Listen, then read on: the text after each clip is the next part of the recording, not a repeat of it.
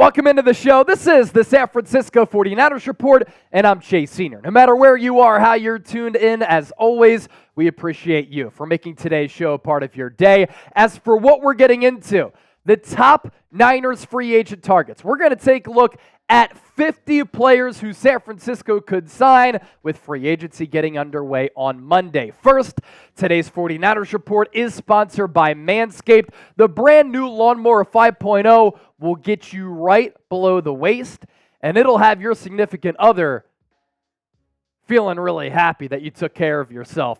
20% off and free shipping at manscaped.com/49ers. Use the code 49ers20 for that deal to apply.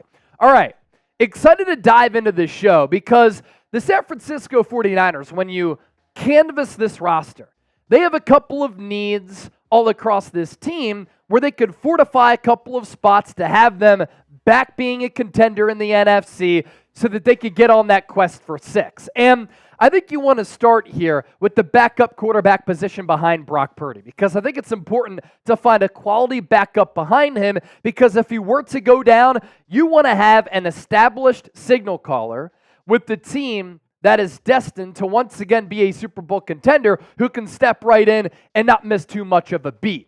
And this backup quarterback market is a pretty good one. Gardner Minshew stepped in for Anthony Richardson. He was so good for the Indianapolis Colts, and he's been an accomplished veteran also with the Jacksonville Jaguars. Jacoby Brissett, one of the top backups in the league for the last 5 years or so. Joe Flacco was on his couch. He replaces Deshaun Watson. He led the Cleveland Browns to the playoffs, and he was slinging it outside of him getting intercepted a lot. If you want some more athleticism, you can go the way of Ryan Tannehill, or you could bring back Sam Darnold. And let's talk about Sam Darnold here. He carried a cap hit in 2023 of $5.7 million.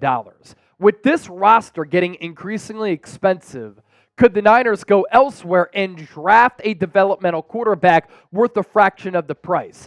That could be smart financial planning for San Francisco in that regard. If you want to pay up, Gardner Minshew is a player that you could invest in here. Completion rate last year of 62% with the really good play caller and Shane Steichen.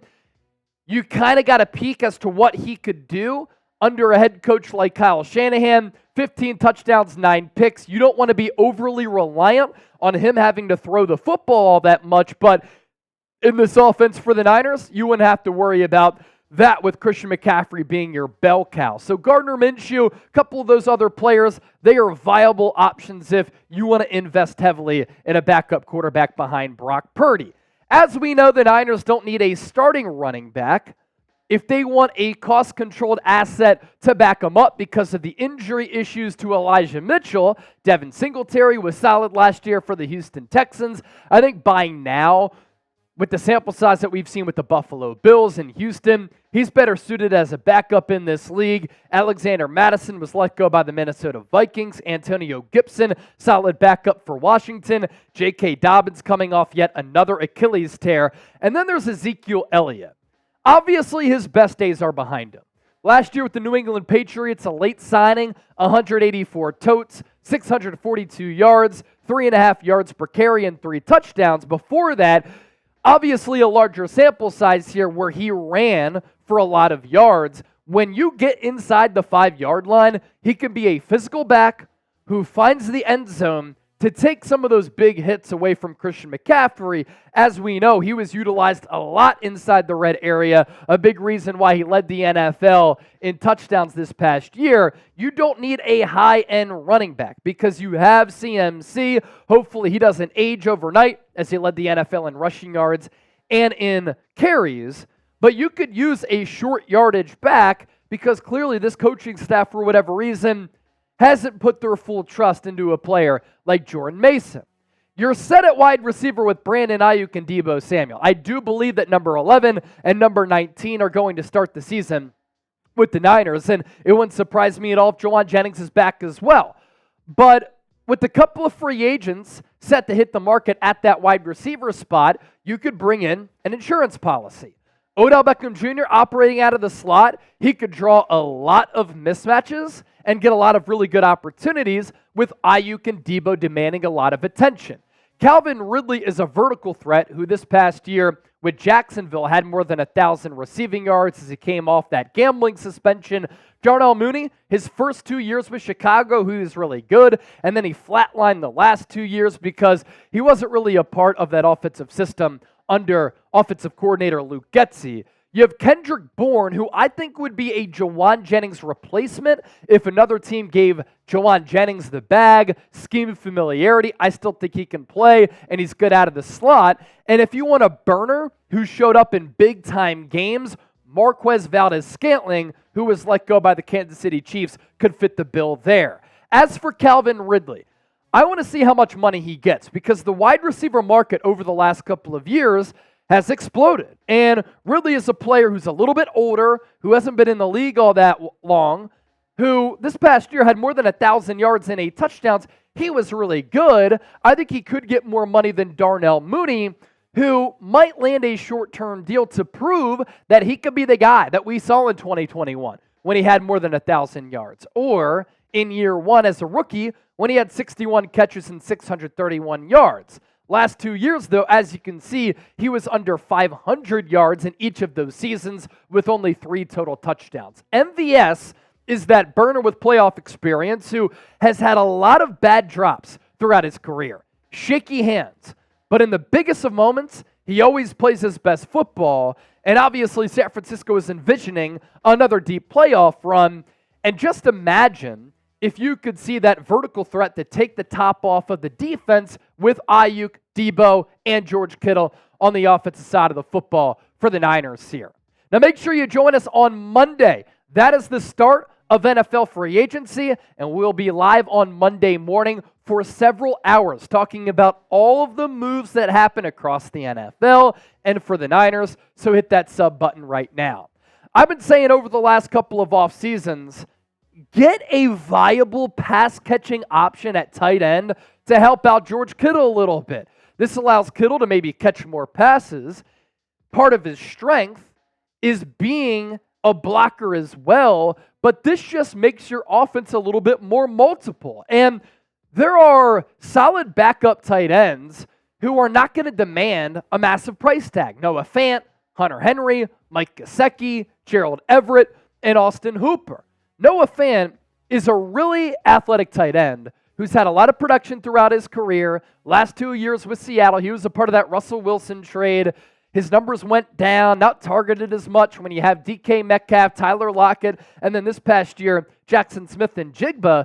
But for a backup tight end, you'd be hard-pressed to find better backups at the tight end spot than a player like Noah Fant, who's still athletic, can run that seam ball, can break tackles in the open field. I'd like to see him be a little bit of a weapon as a tight end, too, for this Niners offense, which has not had a legitimate weapon at the tight end spot next to George Kittle really over the last couple of years.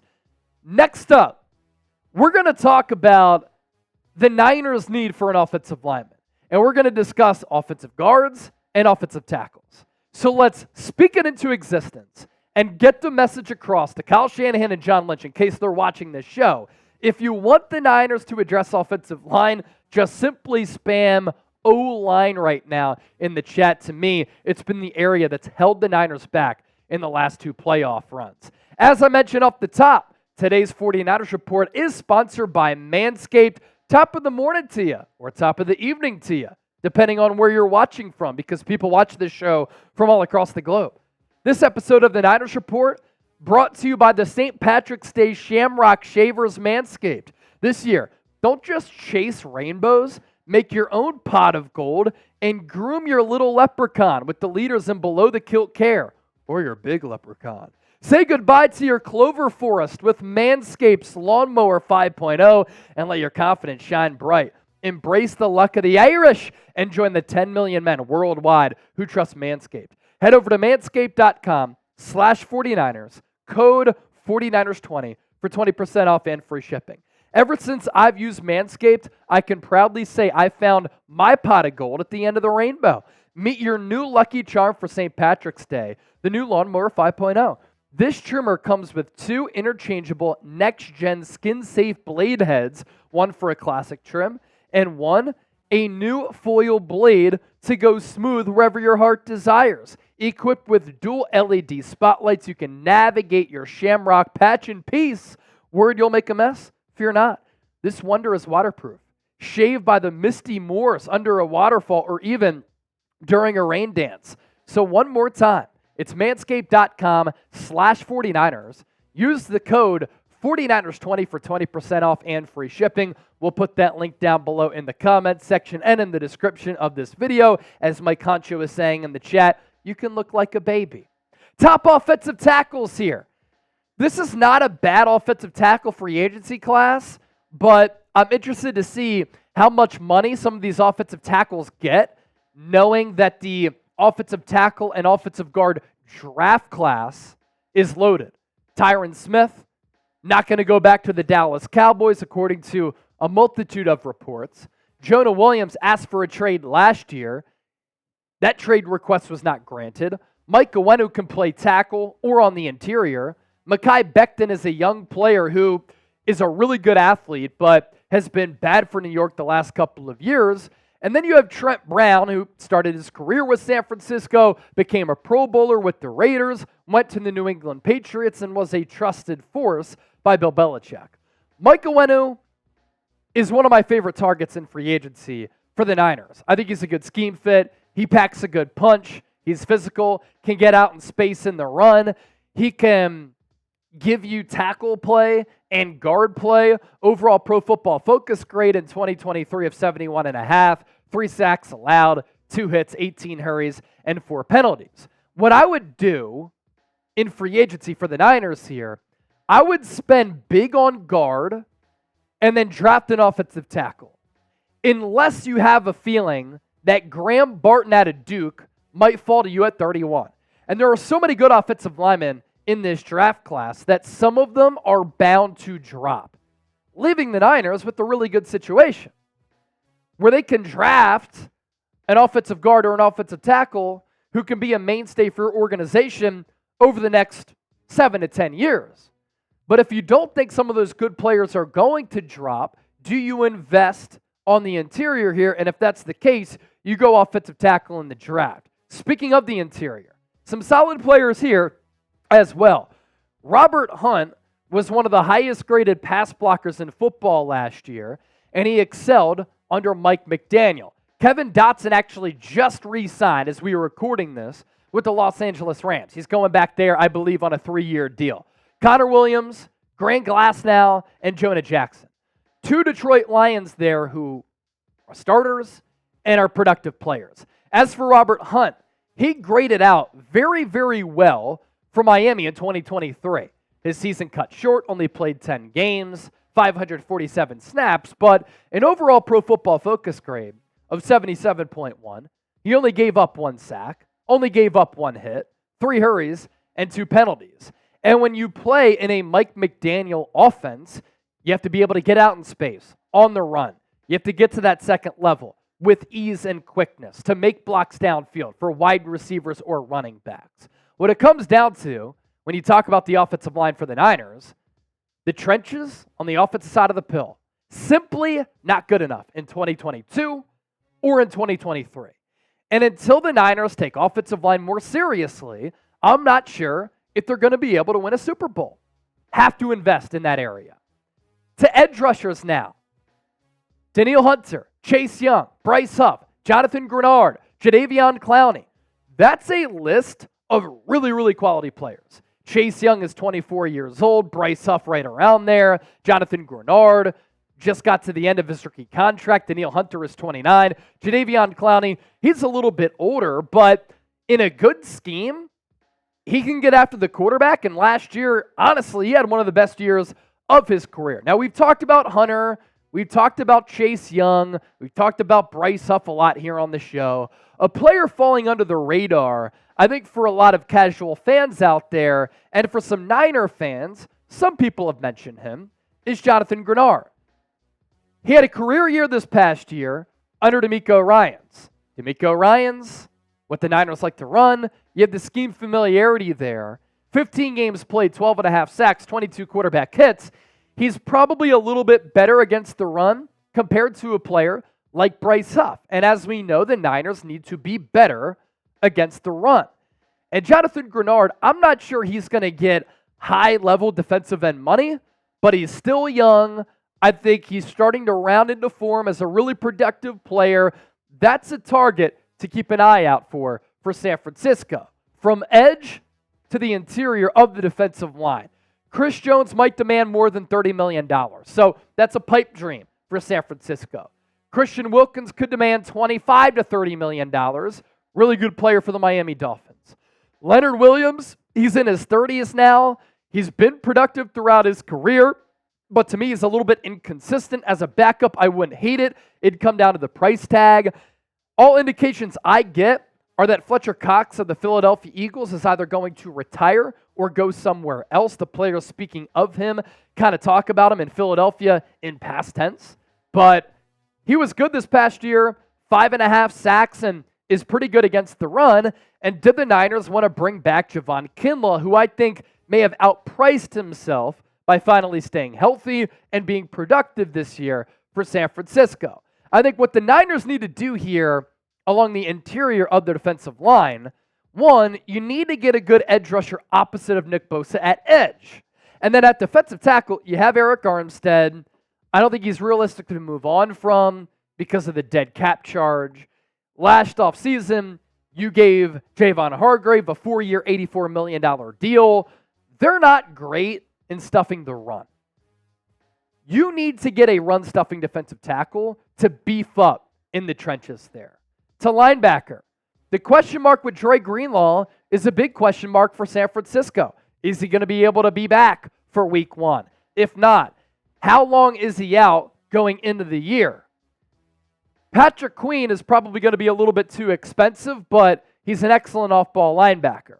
A reunion with Azeez Al-Shire would be great because he knows the system, and in his first full season as a full-time starter last year with Tennessee, fifth in tackles for loss. Very instinctual and fast player. Frankie Louvu is like an analytical darling. Drew Tranquill of the Kansas City Chiefs can be used in the pass as well as in blitz packages. And then Bobby Wagner is older, but he's still going to give you more than 100 tackles every single year, and he brings you Hall of Fame level experience. I think San Francisco here has to have an insurance policy for Dre Greenlaw because you can't count on him being ready early in the year coming off that Achilles tear. I know some doctors are optimistic that he's going to be able to come back. But is he going to be able to be the same player? One, and again, you can't count on him to be back for week 1. Let's segue to the cornerback position. I don't think it would hurt for San Francisco to address cornerback here. Kendall Fuller of the Washington Commanders, Chidobe Awuzie, Stephon Gilmore, Xavier Howard, and Kenny Moore. These are some pretty solid corners where Fuller, Awuzie, Gilmore, Xavier Howard, they're outside corners. Kenny Moore is a guy who I like because he's not going to demand a massive salary. He can set the edge, not afraid to hit you, and he's a solid nickel slot corner. In that instance, you bring this question up. What are the Niners' plans for Deommodore Lenoir? Do you want to keep him in slot nickel because he plays so well there and he's a little bit shorter? Or, as he's shown us, he can thrive on the outside. And if that's the case, do you go after a player like Kenny Moore in the slot? Or it's a really good draft class for slot nickel corners where it's a little bit thin for perimeter cornerbacks. Your decisions and your plans for Deommodore Lenoir kind of change what you're going to do in free agency at the cornerback position. Lastly, the safety spot. I'm really high on the future safety tandem of Talanoa Hufanga and Jair Brown. Is Talanoa Hufanga going to be too expensive? Tore his ACL last year. He was an All-Pro in year 2. He is due for a contract extension. Are you wary to give him that coming off that injury? He's probably not going to get it this offseason unless you think that he's going to make that 100% recovery, and then you can get him at a discounted rate.